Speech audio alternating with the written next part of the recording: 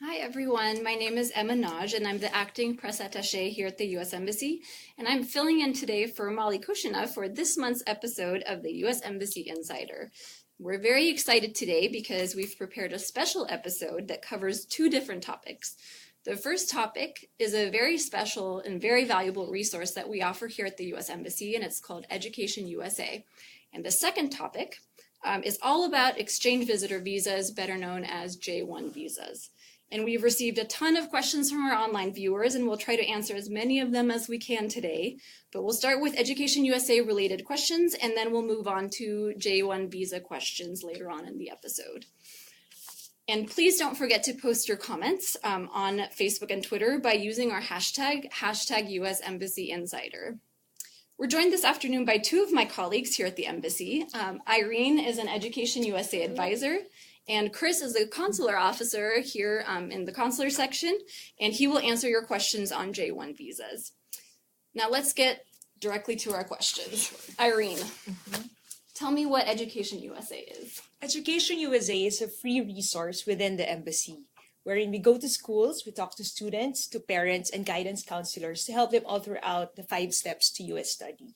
You can also reach us virtually. We also advise students, parents, and other constituents on our Facebook. So please do follow us and like our Facebook page, EducationUSA Philippines. Concur with that, most definitely. So let's start with a question from Enz and Wilma. Sure.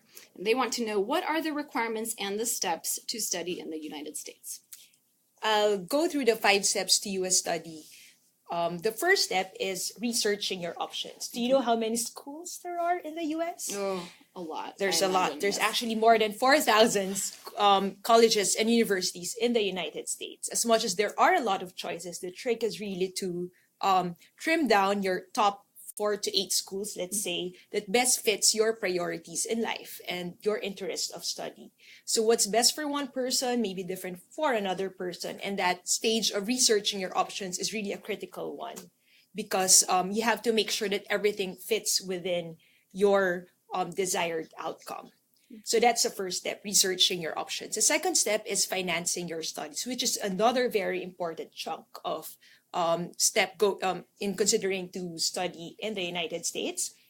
We know there's a lot of resources and investment required. So at the early phase of the application process, the applicant must be aware of the resources and the options available to him or her and how to finance his or her study. The third step is another step that requires a lot of hard work. It's about preparing your application. There are a lot of requirements. It would really depend on your top your choice of school. You need to go to their website and review what particular requirements the schools are asking for your particular program you're applying for. But there are somewhat uniform requirements, such as giving your personal statement, creating essays or transcript, recommendation letters, or the need to give a standardized test score. And it really depends on the program you're looking for. The fourth step is about visa application. So later on, perhaps Chris, our colleague here, can elaborate on that. But if you want more clarity on the visa step, everything is on the website of the US Embassy. And the fifth step, I would say personally, is the most exciting yet, anxious driven step, which is preparing for your departure, really getting into the rhythm and the US academic culture, which has a lot of differences to how we've been used to, or how our expectations are met here in the Philippines in terms of academic setup, what is like the relationship between the professor and the teacher, and how is it like being in a more diverse community wherein you're in a classroom with international students and American students coming from different parts of the US and even different parts of the world. The best news out of all of this is that EducationUSA is here to help you through all 5 steps, which is amazing. So a sort of follow-on question to that from a couple of our followers. One of our followers asked, is it possible to get a master's in international law, policy, and governance? Another one asked, is there a culinary course in the US? What do you have to say about that? Like I mentioned a while ago, there are thousands of schools in the US. Definitely those programs are available in the US. So that's the advantage of looking at the US as your destination for study. There are specialized courses as well as a lot of diverse course offerings. So yes, very likely there's a lot of options for one who wants to go into culinary school or explore international law. They just need to do their research very well. Something for everyone. So another one of our followers would like to know, can a current master's student here pursue master's study in the US? Yes, they can, but they need to figure out how they want to transition the study. If they have a particular school in mind, they have to look at the specific requirements from the school. Or they can also finish their master's here and think of getting a higher degree in the US. It depends on how they want to calibrate the transition. So what's the difference between a college and a university in the US? Yeah, a university is composed of different colleges. So for example, University ABC may have a college of business, a college of medicine, a college of health, a college of public policy. So a university is composed of different colleges, wherein a college usually is specialized on a particular field of study. And what is a community college? Why should our follower named John attend community college? That's a very good question, because in the Philippines, the concept of community college has no big awareness. However, in the US, it's very common to consider going to a community college versus going to a typical college or university. A community college would offer 2 years associate degrees. I would say the somewhat equivalent of that here in the Philippines is a vocational course. So if you want to pursue very specialized technical-based skills, then you can go to a community college and look at their program offerings. However, a community college is also a good place if you want to go to a university or college that offers a bachelor's degree, which takes 4 years. Most of the time, the subjects or the credits that you took in a community college are considered to be valid and applicable if you want to transfer and transition to a bachelor's for 4 years degree. Excellent. What's the academic calendar for universities in the United States? They start in fall, which is September of every year. And it ends around April, and graduation happens around May or June. So it's pretty much linear compared here with what we've been used in the Philippines is either quarterly, tri-sem, or semestral. In the US, it's pretty much fixed. Most schools would want international students to come in at the fall semester. I remember I went to a school in the quarter system and we started in September. Okay. But then semester systems used to start in August, and then all of my friends would leave in August and I would still have a month left until school started. So, yeah. What's the English language proficiency requirement to study in the US? There are standardized tests required, so you need to check again the website of the particular school you're applying to. But one of the most popular one is TOEFL. There's a lot of TOEFL testing and review centers within the Philippines, so they need to check their options, how do you want to prepare for the test. And they can also self-study if they want to. Excellent. So one last question from our follower, David. Where should we go if we want to know more about studying in the United States? Again, please go to our Facebook page. It's EducationUSA, that's one word, and then space Philippines. It's the best resource for you to figure out how you can best connect with us. We have a lot of offline activities as well, such as monthly advising sessions in different parts of the metro. We go around the country as well, so you just have to check our Facebook page and see and look at the events link tab. And we also have a lot of interesting content as well, and some updates and scholarships and like what's going on in US colleges and universities. Fantastic. Well, thank you so much for joining us today, Irene. I'm sure Thank lots you of too. people will be checking out the Facebook, and maybe you'll be seeing them around. Thank you. Now, moving on to J1 visas. Chris will be answering some of our questions, but first a couple of questions so we get to know Chris a little bit. How long Sure. have you been in the Philippines? I've been in Manila for 8 months now. Excellent. And what is your favorite thing about living here? You know, my family and I really love the beaches here. There's a lot to love about the Philippines, but the beaches really stand out. I cannot argue with that. That's true. So let's just start off with, what is a J1 visa? Sure. So a J1 visa was designed for cultural exchange. Basically, a foreign national goes to the United States, brings something of their country and their culture to the U.S., and takes something of U.S. culture and brings it back to their home country. there are many different programs, many they're called exchange visitor programs, that people apply for in order to be eligible for the J-1 visa. Total of 14. Some of these are secondary students, university students, short-term scholar, au pairs, a lot of different programs, and you need to have been accepted into one of these programs before applying for the J-1 program, or for the J-1 visa rather. Once you've been accepted, then you can apply for the visa, but people go to the US and have incredible experiences. They really enjoy their time there, and they speak very highly of this program. So if you have any interest in this, please take a look at j1visa.state.gov, that's G-O-V like government, and take your first step in getting to know a little bit more about the different programs available. So our first question is from Leilani, and she says, my daughter is interested in studying in the US. What documents are needed to apply for an exchange visitor J-1 visa? That's a fairly common question. Fairly common, yes. So as I said, in order to be eligible for the J-1 visa, you first need to be accepted to one of the exchange visitor programs. And the first very important document that is required is the DS 2019. This is a document that's issued by the responsible officer at the program that you have been accepted. So bring that DS 2019 to the visa interview, please. The other document that's required is some form of confirmation that you've paid your SEVIS fee. This is usually a $180 fee, and it goes towards the Student and Exchange Visitor Information System.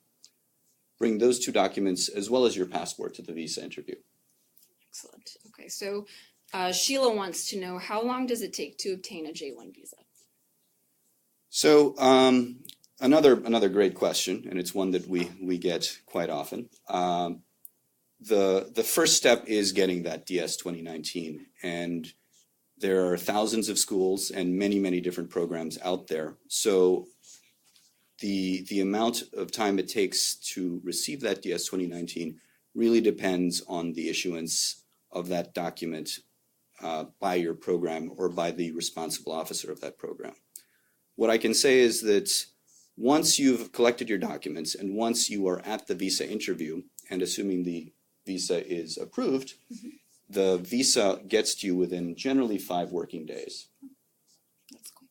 Yeah, it's quite quick. I do want to add though that just because it's a 5 working day turnaround, we request that you apply for your visas way in advance of the program start date, just in case there are any kind of delays that happen along the way.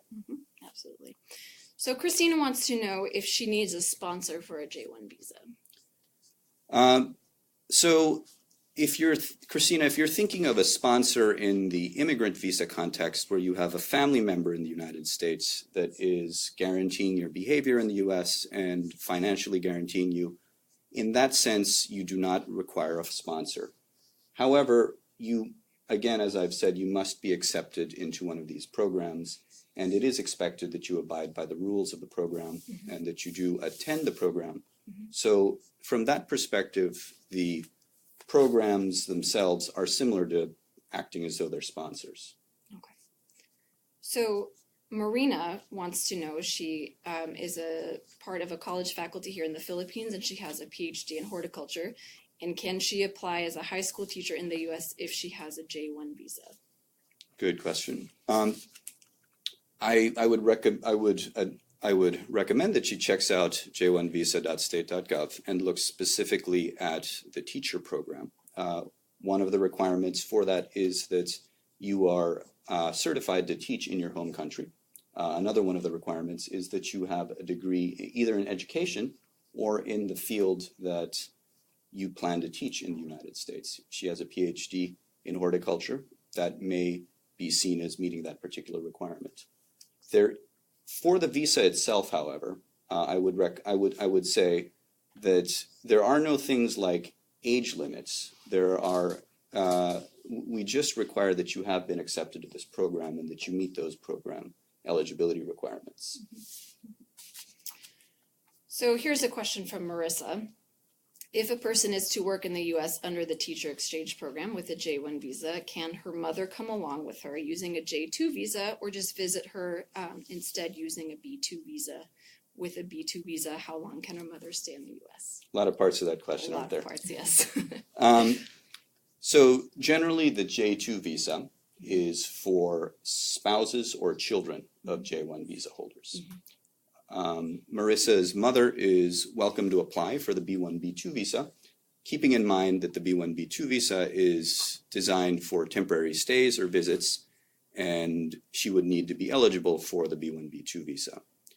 I think the other part of that question was a question about length of stay, is that correct? Mm-hmm. So the length of stay that B-1, B-2 visa holders are permitted, so the authority for determining the length of stay, rather, rests with the Customs and Border Patrol officer at the port of entry at the time of entry. Thank you. So here's a good question from Paul. This is one that comes up a lot, I think. How long before my J-1 program begins can I arrive in the United States, and how long can I remain after my program ends? Great question. The answer is 30 days to both. Applicants can enter the United States 30 days before the program starts, and applicants are expected to depart the United States 30 days after the program ends. And then we have a question from someone named Smile. Great name. All right. My visa has expired during the program. What do I do? As I said earlier, the applicants are expected to depart from the United States within 30 days after the end of the program. If within that 30-day grace period you are interested in traveling outside of the United States, you would have to apply for a new J-1 visa outside of the United States. If, on the other hand, the visa were terminated for just cause, for things like the applicant not abiding by the rules of the program, that 30-day grace period is actually not extended in those cases. So applicants are expected to leave the United States. Okay. So that segues neatly into our next question, which is what will happen to my J-1 visa status if my exchange visitor program sponsor terminates my exchange visitor program? So I think that's we sort of just answered that question, but I think that 30-day grace period applies if your program ends, and you can travel, you can visit friends. If the termination takes place, and there's just cause for it, I think at that point, applicants are expected to depart the United States. Okay. Just one more time for emphasis, right? Yes, exactly. So Mitzi would like to know, will I have to pay taxes on my salary if I'm working and receiving wages while on a J-1 visa?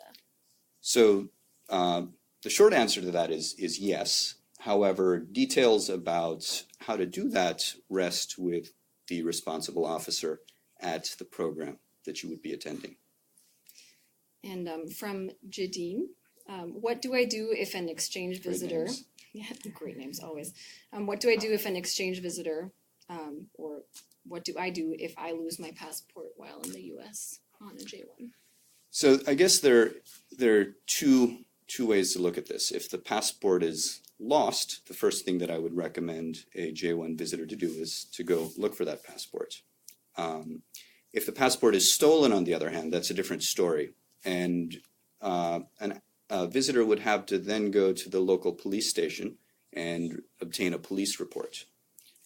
Once you have that police report, we highly recommend that, actually, we require that the visitor go to the nearest Philippine consulate, or Philippine embassy, and apply for a new passport.